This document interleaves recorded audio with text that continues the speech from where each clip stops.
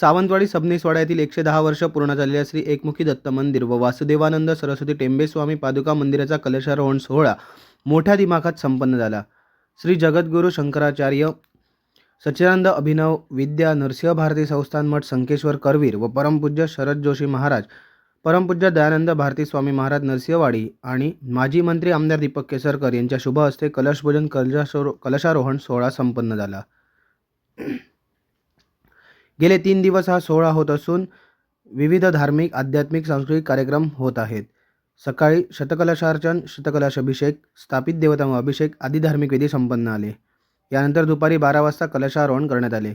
गेल्या 4 वर्षापासून मंदिराचे काम सुरू होते, ते पूर्णत्वास आले असून आज कलशारोहण झाले।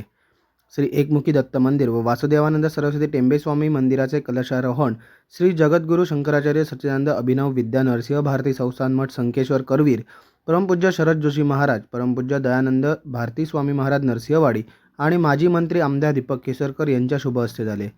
यावेळी देवस्थान उपसमितीचे अध्यक्ष दयानंद गवस, सचिव खेमराज उर्फ बाबू कुडतरकर, खजिनदार सुधीर धुमे, सदस्य दीपक पटेकर, अमेय पै, जितेंद्र पंडित, बबलू तळवणेकर, लतिका सिंग, विनायक पराडकर, अशोक कौटणकर, प्रमोद चिंचोळकर, विलास सावंत, विलास गोवेकर, श्री विरनोडकर, माजी नगराध्यक्ष बबन साळवकर, सभापती आनंद नेवगी, माजी जिल्हा परिषद उपाध्यक्ष राजन माबसेकर आदींसह दत्तभक्त मोठ्या संख्येने उपस्थित होते।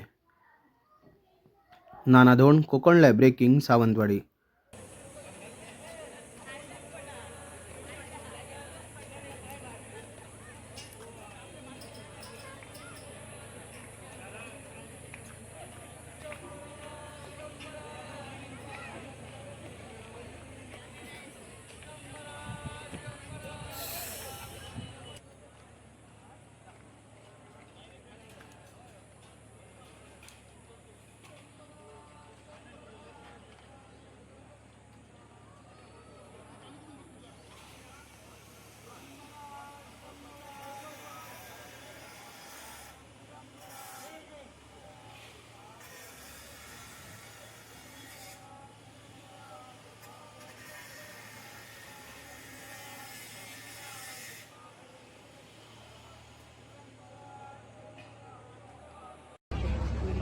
इथले जे सगळे नागरिक आहेत त्यांच्या भक्तीचं आणि त्यांच्या एकीचं प्रतीक हे मंदिर आहे असं मी समजतो।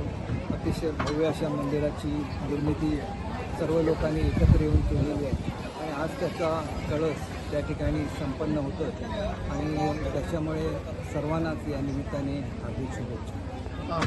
वासुदेवानंद सरस्वती महाराजांनी स्थापन केलेलं हे एक मुखी दत्त मंदिर आहे आणि त्याच्यामुळे त्याची महती, माणगावची महती तर सर्वत्र आहे। त्याच्याचबरोबर या मंदिराची सुद्धा होईल अशी मी अपेक्षा करतो। Konkan live breaking news channel, अचूक बातमी, थेट हल्ला। कोकणातील ज्वलंत प्रश्नावर मर्मभेदी लिखाण करून सत्य मांडणारे निर्भीड चॅनल।